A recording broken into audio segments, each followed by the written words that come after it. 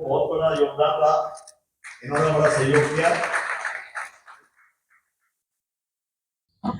सबसे पहले तो कसाना साहब, सबसे ज़्यादा साधुवाद आपके लिए कि आपने आज ये सौभाग्य रहा रामरतन ग्रुप का कि हमें ये मौका दिया कि हम इस चीज़ से जुड़ सकें, इस संस्था से जुड़ सकें।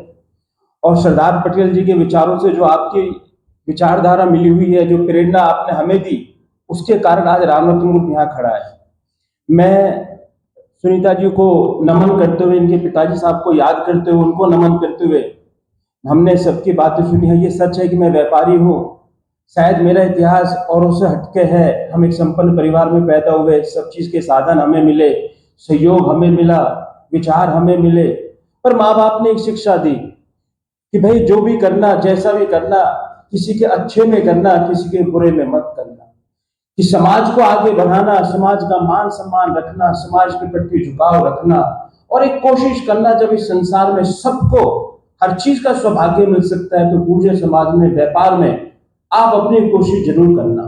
इसी धारणा के साथ, इसी विचार के साथ, इसी कोशिश को आगे बढ़ाते हुए हमने 2010 से फिर दोबारा शुरुआत की।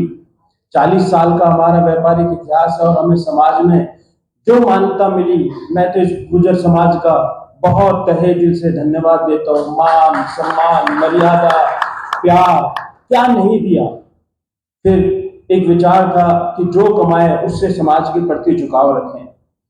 मैं अपनी जो विचारधारा बनी, जो भी हमसे चल सका, बन सका, मैं आपको सुनीता जी बताना चाहूंगा कि पिताजी साहब के नाम से हमने शाहपुरा राजस्थान में कुछ जमीन दान दी।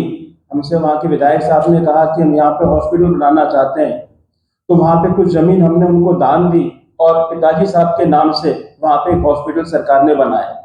इसी तरह से और भी कुछ जगह हम लोग संस्था बना के और इंडिविजुअल संस्था बना के समाज के प्रति झुकाव रख रहे हैं।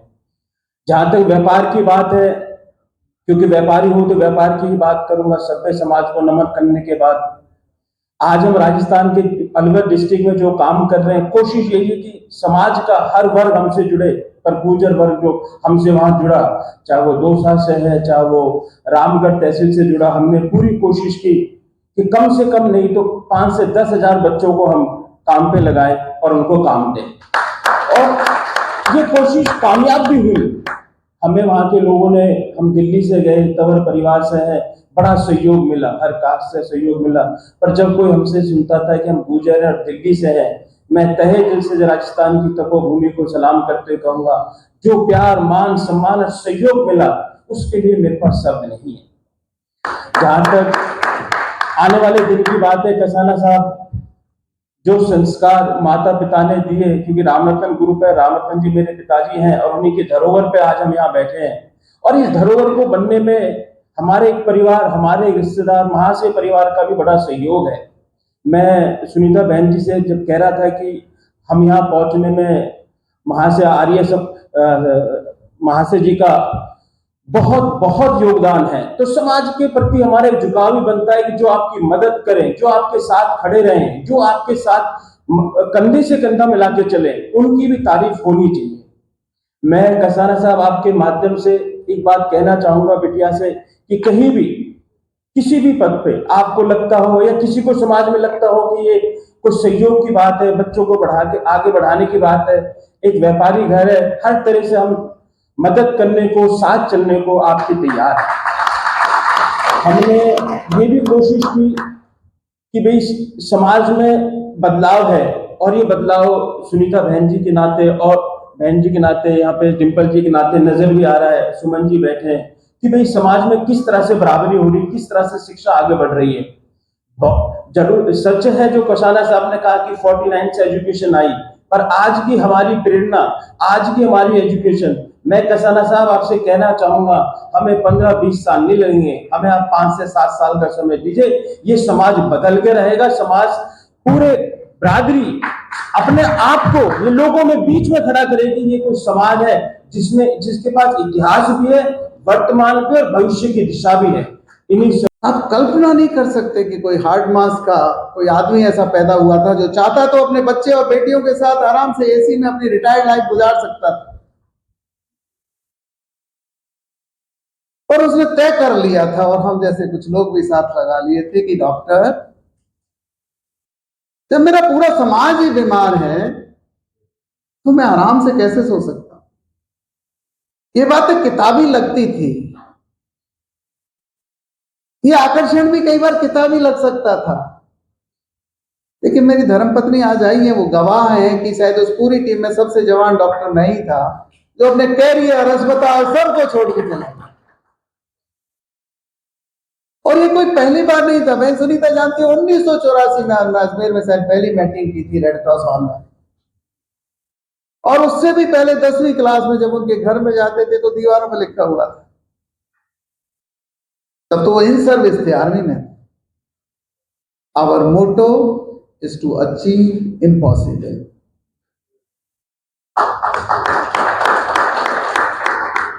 हमारा जीवन का लक्ष्य है असंभव को संभव करना। धन्यवाद देता हूं बहन सुनीता जी ने, एक उनकी पूरी स्मृति के मुक्तक बना के एक किताब लिखी है टनल साहब के मुक्तकों पर, इन्होंने लिखी है और मैंने जी है। तो मैंने मेरी अपनी बिटिया से कहा जो हार्वर्ड से पढ़ के आई कि तुम अपनी आने वाली संतान को क्या दे सकते हो या आने वाली पीढ़ी को क्या दे सकते हो, जब एक अनपढ़ मां शिवाजी को गीत सुना सुना के खांडे का तकिया लगा लगा के ये कह सकती है कि शिवा तेरे को देश के दुश्मनों पर विजय पानी है, तब जाके कोई शिवाजी पैदा होता है। तो उस बिटिया ने तय किया, और आज ही खुशी की बात है कि उसको होम ग्रुप ऑफ पब्लिकेशन में किताब को प्रकाशित करने का, मदर्स स्टोरी, मां के द्वारा बच्चों को सुनाई जाने वाली कहानियों की स्टोरी, पब्लिशिंग हाउस ने तय कर लिया। प्रिया एक बार खड़े होंगे बेटा, थैंक यू। हम में से हर गुजरी माता को ये कहानियां सुनानी पड़ेंगी। सुमन बेटा, हम सीपड़ नहीं थे, हम सत्ताओं के द्वारा पहाड़ों की तरफ धकेले हैं, नहीं तो तुम राजा थे इस देश के। तंवरों के लिए तो अब भी कहा जाता है विजय जी कि दिल्ली तंवरों की, तंवर गए फिर औरों की। तंवरों का तो गांव मैंने देखा है, जलियांवाले को सब डिस्क्राइब करते हैं, पर आपके फतेहपुर बेरी के कुएं को देखोगे तो कितने तंवर समाज की हड्डियां निकल आएंगी इस देश को, जो कुर्बान हो गए, जो भूने गए, चारों तरफ गांव पे बंदूकें लगाकर। लेकिन अब हम उस इतिहास की पीड़ा से गुजरना नहीं चाहते। अब एक नई पीढ़ी सामने आ गई है जो कहती है मैं खो-खो में भी जीतूंगी, शूटिंग में भी जीतूंगी, साइंटिस्ट में भी जीतूंगी, और वैक्सीन बनाऊंगी, दुनिया को वैक्सीन एक्सपोर्ट करूंगी। आप सब ल्यूमिनरीज हैं। आप सच मानिए कॉन्स्टिट्यूशन क्लब पर ऐसी बेहतरीन गैदरिंग मैंने पहली बार देखी है। हम ताकत कहां से प्राप्त करें? एक उस सरदार पटेल से करें जो सच में गुजर थे। और आप सच मानिए, आप सब माउंट आबू से ही आए, सब हमारे भाई हैं। ये नदियां निकली ही राजस्थान से हैं, कोई यहां से चलते जम्मू कश्मीर पहुंच गया, कोई महाराष्ट्र पहुंच गया, कोई मध्य प्रदेश। एक खून का रिश्ता है हमारा, रास्ता। हम किसी को नहीं जानते थे, हम कोई मीडिया को भी नहीं जानते थे, हमारे पास फोन भी नहीं थे, पर जब पटरी पर कट रहे थे और मर रहे थे तो आप सब अपनी अपनी जगह आंदोलन कर रहे थे। तो मैंने उनको बताया था कि पहले स्कूलों में प्रेयर के बाद में पीटी होती थी बच्चों की, जो कि शायद एनसीआर में तो शायद वो बंदी हो चुकी है और मेरे को पता नहीं है, तो वो कम से कम वो होना चाहिए। और मैं आपसे भी ये प्रार्थना करता हूँ, निवेदन करता हूँ कि आप भी कम से कम 45 मिनट अपने लिए जरूर निकालें। आपके बच्चे छोटे हैं, वो स्कूल जाते हैं, तो उनको जो आप टाइम में उठा रहे हो उनको आप आधा घंटा पहले उठाइए। कुछ ना करें, आप भी 10 से 11 बार सूर्य नमस्कार स्टार्ट कीजिए और बच्चों को भी करवाइए। वो मैं इसलिए कह रहा हूं कि अगर आपको कुछ भी अचीव करना है, सबसे पहले आपको हेल्दी रहना बहुत जरूरी है। तो इसलिए सबसे पहले अपने आप का आप ध्यान रखें। और आप सभी एक बार पूर्ण रूप से अपने लिए ताली बजाइए कि आप गुर्जर समाज से आते हैं। एक हमारे दोस्त हैं, भाई हैं, वीरू नाम है, वो जाट समाज से आते हैं। वो हमेशा ये कहते हैं कि रोहतास कुछ हो ना हो, पर अपने समाज के लिए जरूर जीना चाहिए। वैसे जैसी स्टोरी आप लोगों की है, क्योंकि हम तो अब रिटायरमेंट की वर्ष पे हैं, 3-4 साल में रिटायर हो ही जाएंगे। 2027 में मेरा रिटायरमेंट है। 1967 का मेरा बर्थ है। और आपके जैसे हमारे बच्चे हैं, उनसे आपसे बड़े बड़े हमारे बच्चे हैं। तो मुझे ऐसा लगता है कि एडवाइस आपको क्या दीजिए, जैसे कि अगर मैं अपने बचपन के अगर याद करूं तो हम लोग कहाँ पढ़े, हमारे गांव में है हरे, यहाँ से 70 किलोमीटर दूर नहीं है, बट बिजली नहीं थी।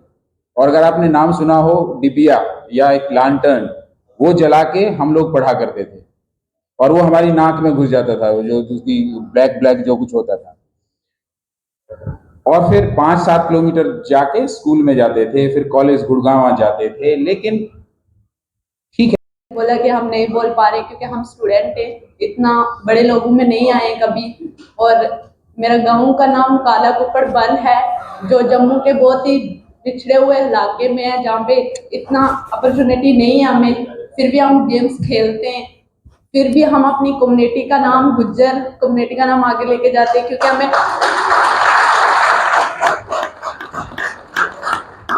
क्योंकि हमें जैसे मैम ने बोला कि मेरे पापा वो भेड़ चराते थे, वैसे ही मेरे पापा भी आज भी वही काम करते, और मेरी पूरी फैमिली वैसे ही काम करती है, क्योंकि हमारी कम्युनिटी का एक वही है सोर्स ऑफ मनी। तो मैंने पूरी कहानी बोल दी। उसमें एक मेजर रोल जो है वो कर्नल साहब का भी आता है, क्योंकि जब कर्नल साहब बाड़मेर में पोस्टेड थे तो मेरे पापा की भी पोस्टिंग वहीं पे थी। तो उन मैडम की माताजी से और कर्नल साहब से जो है मेरे पापा की और मम्मी की मुलाकात होती थी, और उन्होंने हमेशा यही मोटिवेट किया है कि भाई तुम्हें कुछ भी हो जाए अपने बच्चों को पढ़ाना है, किसी भी तरीके से उन्हें पढ़ाना है, उनकी पढ़ाई में कोई कमी नहीं रहनी चाहिए। अगर पढ़ने के लिए लोन भी लेने की जरूरत पड़ी तो लोन लिया गया है। और वही जब आरक्षण की बात आई, उससे पहले गुजरों को कोई जानता भी नहीं था, और हम बोलते हुए भी घबराते थे कि यार कोई जानता तो नहीं, कोई कहेगा क्या ही है। पर जब आरक्षण वाली बात चली तब हमें भी पता चला यार हम यही नहीं है, हमारी बहुत बड़ी फैमिली है। हम छोटे थे उस वक्त, तो हमारी बहुत बड़ी फैमिली है जो दूसरी तरफ भी है, और they are rich and they are supporting us. उसके बाद में जब मैं ट्रांसफर हुई, यहाँ पे दिल्ली आई, रुड़की गई, तो मुझे पता चला यहाँ पे तो भाई बड़ा रौब है गुजरों का, यहाँ पे तो गाड़ी के पीछे गुजर लिखवा ला तो अलग ही रौब चलता है। तो फिर मुझे पता चला कि हमारी community is a very strong community. Although अगर आप आउटसाइडर से पूछेंगे तो कहेंगे यार ये लड़ाकू है, झगड़ालू है, बट यहाँ जितने लोग बैठे हैं with in India, out of India, now all the kids, whether it's a sports और साइंस और लाइक आर्ट्स और एनीथिंग, इतना एक्सेल कर रहे हैं कि अब हम खाली जो है शेपर्ड्स नहीं रहे हैं, या हम लड़ाकू झगड़ालू नहीं रहे हैं। उसके बाद मैं एक कंपनी में फिर से ज्वाइन किया, बिकॉज कोविड आ गया, एज अ सीईओ। मैंने 1.5 साल उस कंपनी को एज सीईओ चलाया, और वहाँ से रिजाइन करके फिर मैंने रिलायंस में ज्वाइन किया 2021 में। मार्केट में कमर्शियल पायलट के लिए जॉब नहीं थी, मार्केट बहुत ज़्यादा अप्स एंड डाउन से जा रही थी, तो मैंने 2 साल और वेट करके रिलायंस रिटेल में एज अ कंट्री हेड काम किया बॉम्बे में। और 2021-22 में मैंने इंडिगो का एग्ज़ाम दिया, और इंडिगो में मैंने ज्वाइन कर लिया एज अ पायलट। अभी मैं जयपुर बेस्ड में हूँ, और जयपुर से मैं फ्लाई करता हूँ। जब मैंने कमर्शियल पायलट किया तो मुझे ये नहीं पता था कि मैं दुनिया का पहला आदमी हूँ जो सबमरीन में ऑफिसर भी रहा है और पायलट भी बन गया है, तो ये मुझे नहीं पता था।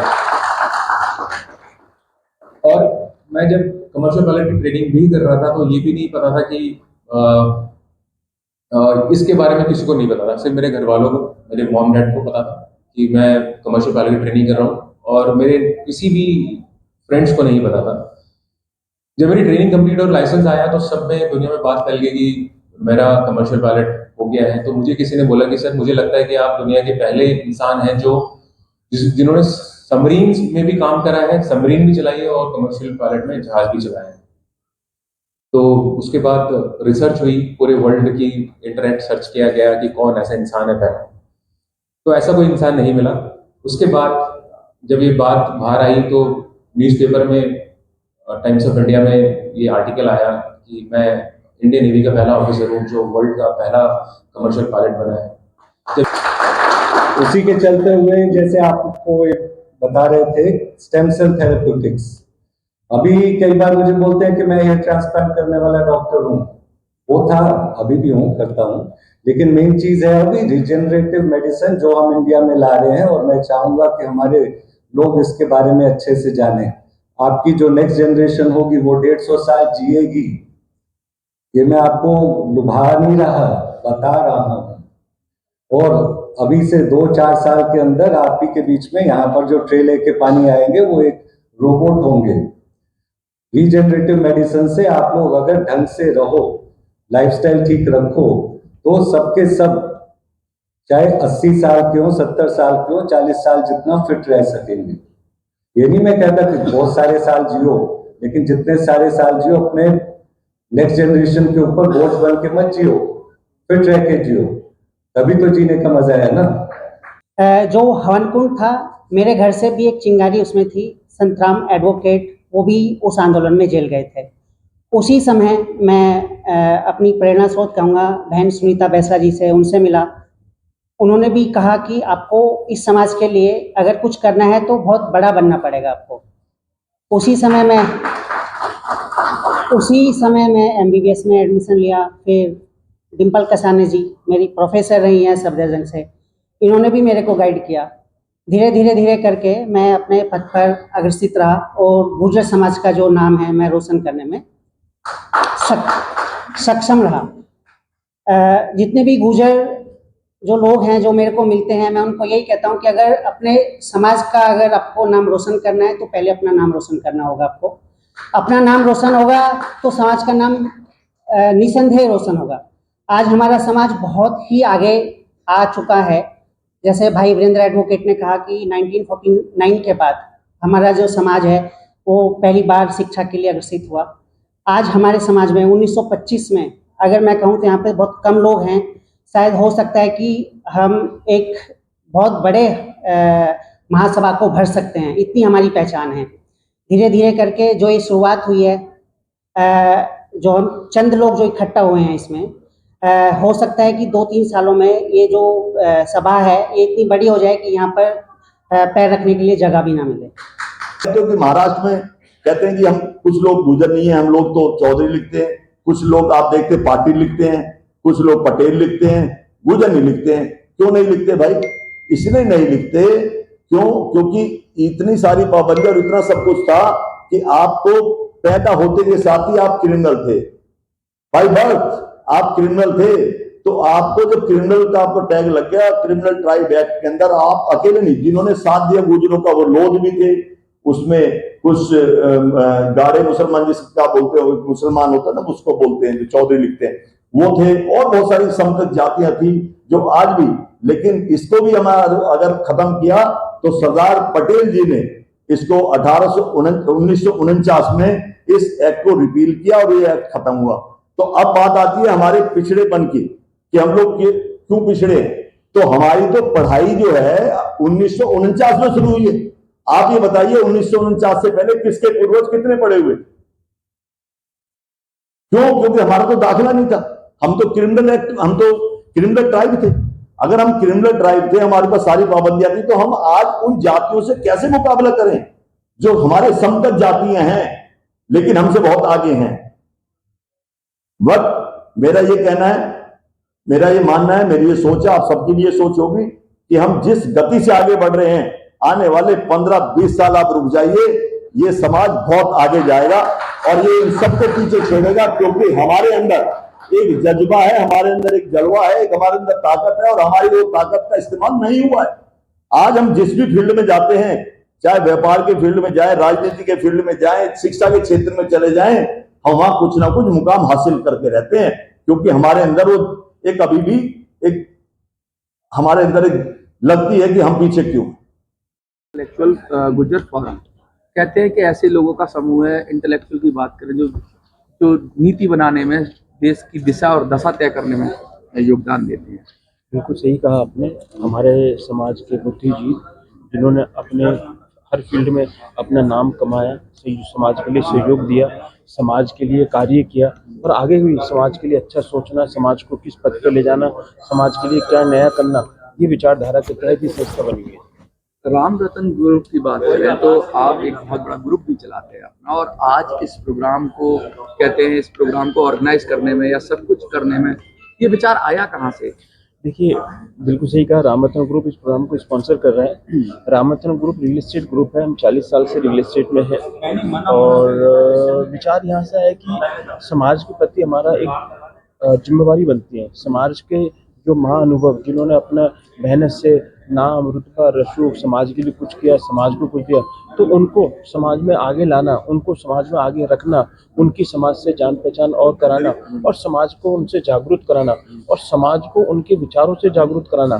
तो हमारे मन में ख्याल है कि उन्हें फ्रंट डेस्क में ऐसे सपोर्ट किया जाए और सबसे सबकी मुलाकात कराई जाए। मैं देख रहा हूँ कि यहाँ पर डॉक्टर्स हैं, यहाँ पर IAS ऑफिसर्स हैं, यहाँ पर बड़े बड़े इंडस्ट्रियलिस्ट हैं, यहाँ पर गवर्नमेंट सेक्टर के लोग हैं।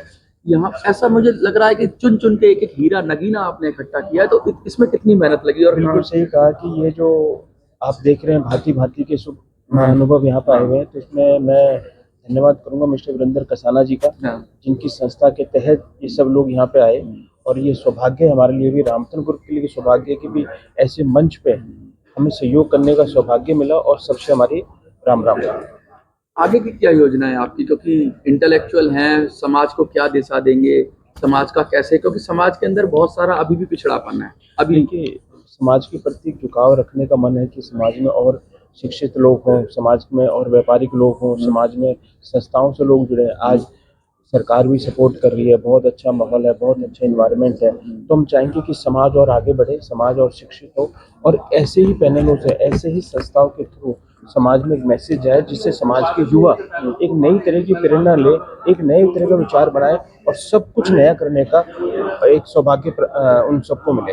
अच्छा, महिलाओं की बात मैं पूछूं, क्योंकि बहुत मुझे ऐसा लग रहा है कुछ महिलाएं भी आज हैं ऐसी, मैंने देखा है कि अपने पैरों पे खड़ी हुई महिलाएं भी शिरकत करेंगी आज प्रोग्राम में, तो महिलाओं के लिए क्या कहेंगे आप? देखिए जी, गुर्जर समाज में महिलाओं ने बहुत बड़ा योगदान दिया है। उन्होंने अपने आप को शिक्षित किया, अपनी आप को एक पहचान दी, अपने आप को उन्होंने एक लेवल तक पहुंचाया और हर जगह आज समाज की महिलाएं आगे बढ़ रही हैं, अपने विचार रख रही हैं, अपने मेहनत से कार्य कर रही हैं। तो मैं तो ये कहूँगा कि जिस तरह से आज एक होकर चलने का समय है, तो समाज की महिलाओं को भी बराबरी में खड़े होने का समय है और उनको भी आगे बढ़ने का समय है। तो संदेश देना चाहेंगे जो लोग देख रहे हैं अलग अलग चैनलों के माध्यम से आपको? मैं तो यही कहना चाहूँगा कि हर समाज को, हर समाज को एक विचार के साथ, एक सहयोग के साथ और समाज के व्यापारियों को, समाज के बड़े लोगों को एक संगठित होकर समाज को आगे बढ़ाने के लिए इस तरह के कार्य करते रहना चाहिए।